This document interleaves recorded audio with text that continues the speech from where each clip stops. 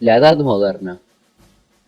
El descubrimiento de América y el viaje de Vasco de Gama a la India abrieron a los europeos un horizonte insospechadamente vasto.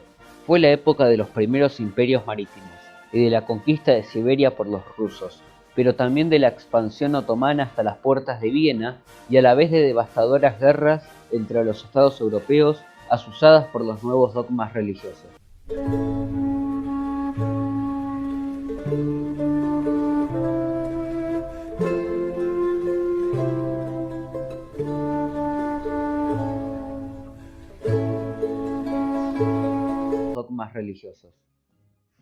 Conquistas de los reyes católicos.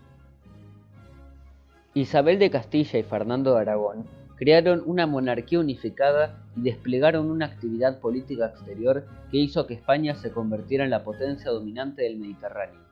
La política de los reyes católicos estuvo determinada por un doble impulso: la unificación interna y la expansión exterior.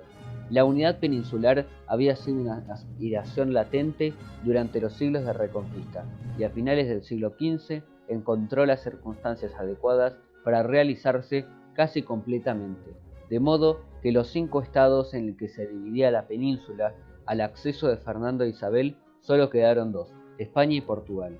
Su matrimonio en 1469 preparó la unión dinástica entre la corona de Castilla y la de Aragón, que fue un hecho en 1479. A la muerte de Juan II de Aragón, padre de Fernando, a continuación, las fuerzas se dirigieron contra el reino de Granada, último estado musulmán de la península, conquistado en 1492, a lo que siguió la recuperación en 1493 de los condados de Rosellón y Cerdaña, en manos de Francia desde 1462. Unos años más tarde, en 1512, Fernando el Católico ocupó el reino de Navarra a costa de la dinastía de los Albret, aliada de Francia. Más allá de la península ibérica.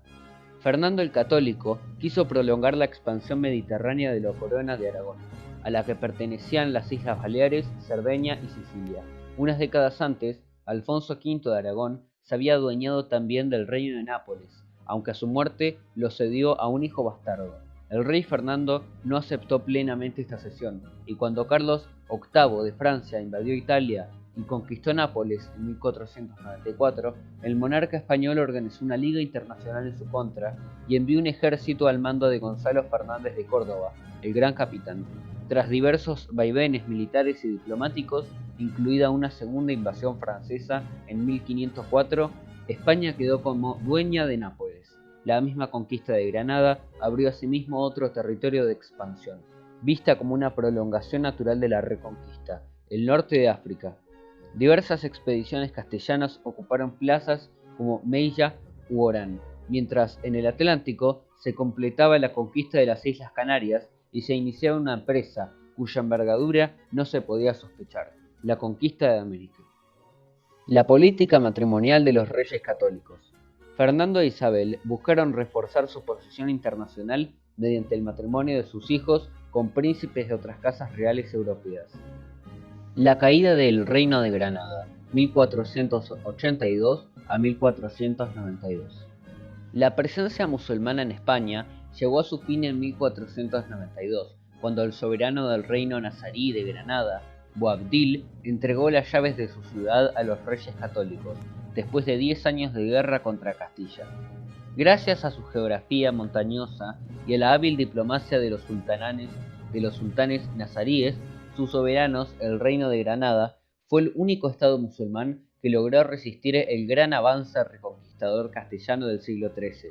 Sin embargo, las campañas castellanas del inicio del siglo XV, toma de Antequera en 1410, mostraron que la corona castellana estaba decidida a conquistar todo el reino y rematar de este modo la Reconquista.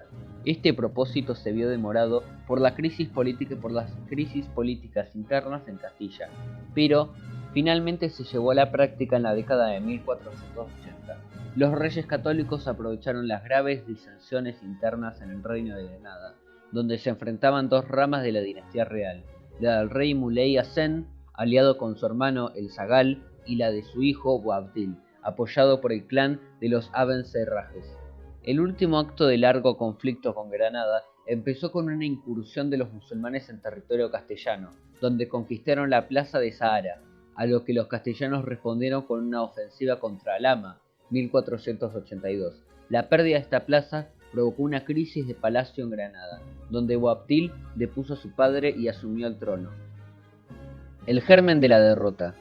Siguiente, una expedición nazarí en el sur del territorio de Córdoba terminó con una derrota frente a un contingente castellano y la captura del propio monarca Boabdil, pero hábilmente los reyes católicos lo liberaron a cambio de que se declarara su vasallo, azuzando la guerra civil en Granada.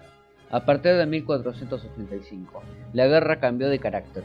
Desaparecieron del escenario las clásicas batallas campales para dar paso a un tipo de guerra moderna, basada en la artillería y los asedios, en las que Castilla disfrutaba de una abrumadora ventaja sobre los granadinos. Así las tropas castellanas conquistaron Ronda en 1485 y el año siguiente cayeron Loja y otras plazas que dejaban franco el paso a la Vega de Granada. En 1487, los reyes católicos se lanzaron sobre Vélez Masitio, de esta última, sobre Vélez Málaga y el vital puerto de Málaga. El sitio de esta última ciudad, que se prolongó durante varios meses, terminó con la esclavización de los defensores supervivientes. La última fase de la guerra consistió en un avance desde el este, donde los castellanos tomaron Baza en 1489, después de que en ese mismo año el zagal entregara las tierras de Gaudí y de Almería. Solo quedaban Granada. Los reyes católicos prepararon a conciencia el asedio, estableciendo un gran campamento en Santa Fe. Tras varios meses de negociaciones y escaramuzas, presionado por el hambre, Boabdil decidió rendirse. Las tropas castellanas por fin entraron en Granada y la Alhambra el 2 de enero de 1491. Los estados italianos del Renacimiento, siglo XV. La cultura del Renacimiento en Italia estuvo ligado a los numerosos príncipes y repúblicas que competían entre sí, no solo por el dominio comercial y territorial, sino también por el esplendor artístico. Milán, Venecia, Roma, Nápoles y Florencia fueron los principales de sus núcleos. En el siglo XV, la península itálica parecía como un mosaico de estados muy diferentes entre sí, tanto por su tamaño como por su naturaleza. Después de que los emperadores germanos hubieran fracasado en su intento de imponer su autoridad sobre el conjunto del país, ningún territorio había logrado ejercer la hegemonía sobre los demás. En vez de ello, tras un largo periodo de constantes enfrentamientos bélicos, a partir de mediados del siglo XV, surgió un sistema de equilibrio de poder, anticipación del que más tarde se puso en práctica a escala de todo el continente europeo, en el que las principales potencias italianas se vigilaban y contrapesaban entre sí, y se ponían freno a las posibles pretensiones de supremacía de cualquiera de ellas. Estos estados principales eran 5: Venecia, Milán, Florencia, los estados pontificios y el reino de Nápoles. La hegemonía veneciana. Venecia se desarrolló durante gran parte de la Edad Media de espaldas a Italia, concentrada en su expansión marítima hacia Oriente. En este campo libró una encarnizada lucha por la supremacía comercial con su gran rival, Génova, a la que derrotó en la guerra de 1368 a 1381. Sin embargo, la necesidad de aprovisionar su creciente población hizo que desde la década de 1420 los venecianos emprendieran una serie de campañas militares que les proporcionaron un extenso dominio en el norte de Italia. La tierra ferma, esta expresión se hizo a costa de Milán, donde en el siglo XIV la familia Visconti había erigido un ducado que emprendió una agresiva política de expansión territorial con el objetivo último de crear un reino de Italia. En torno a 1400, Gian Galeazzo Visconti reinó sobre la mayor parte de la Italia del norte, incluida Pisa y Siena, pero a su muerte, este embrión del reino itálico se disolvió ante la presión de Venecia y Florencia, paladines de la libertad de Italia. Las cortes señoriales. La capital de la Toscana fue el mejor ejemplo de una república urbana, que evolucionó en el siglo XIV hacia un sistema oligárquico, dominado por unas pocas familias, y en el siglo XV hacia una forma de señoría informal, de la mano de los Medici. Florencia, que extendió progresivamente su territorio, mantuvo una larga rivalidad con Pisa, a la que sometió en 1409, asegurándose con ello una salida al mar. En cuanto a los estados pontificios, formaban un conglomerado territorial muy amplio, en cuyo seno se encontraban señorías urbanas prácticamente independientes, en manos de dinastías ducales como las de Urbino o Perugio. Por último, el reino de Nápoles, largo tiempo posesión de la casa francesa de Anjou, había caído en 1442 en manos de Alfonso V de Aragón, quien lo unió a Sicilia, creando el título de Rey de las dos Sicilias. A la muerte de Alfonso V, Sicilia quedó adjudicada a la corona de Aragón y Nápoles pasó a manos de una rama lateral de la Casa de Aragón. La disputa por la herencia del reino de Nápoles fue lo que desencadenó la invasión de Italia por Carlos VIII de Francia y el fin del sistema de equilibrio de poderes.